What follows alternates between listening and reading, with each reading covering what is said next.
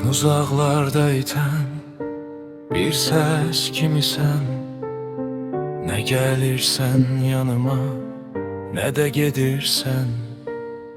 Gözlerimde kalan o son bakış kimi, benim hiç bitmeyen həsrətimsən.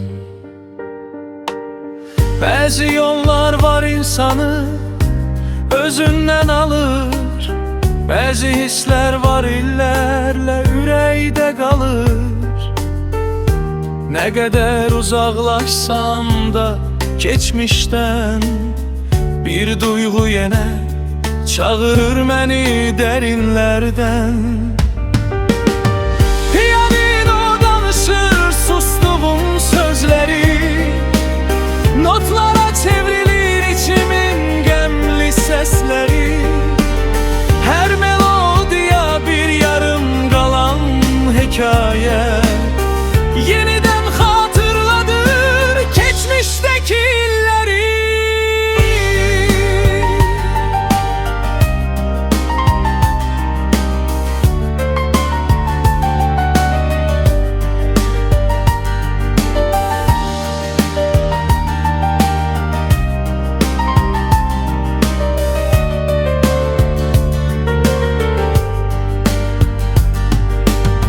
Sanki yağıştan islanır bütün xatirələr, sanki illər geri dönür yenə qəfildən.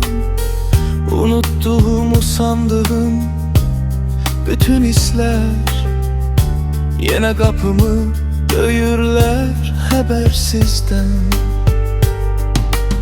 Şəkillər qalıb zamanın tozlu səhifəsində, ümidlər qalıb ürəyimin ən dərinliyində. Yaşananlar qalsa da keçən günlərdə, bəzi duyğular yaşayır ama dəyişmədən. Bir gün sonuncu notda səssizcə bitəcək, bir gün bütün yollar uzaqlarda itəcək. Belki de kalbimde yaşayan melodiya ebedi susup bir de hiç vaxt dinmeyecek. Piyanino danışır sustuğum sözleri, notlara çevrilir içimin gemli sesleri. Her melodiya bir yarım kalan hekaye, yeniden hatırladır geçmişteki illeri.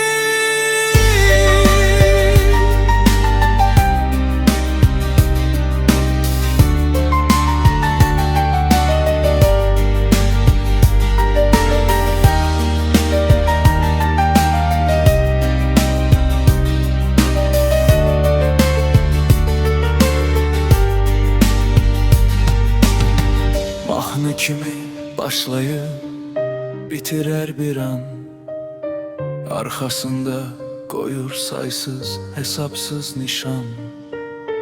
Bazen bir notta, bazen bir sükutta, insan öz hikayesini yeniden yaşayar.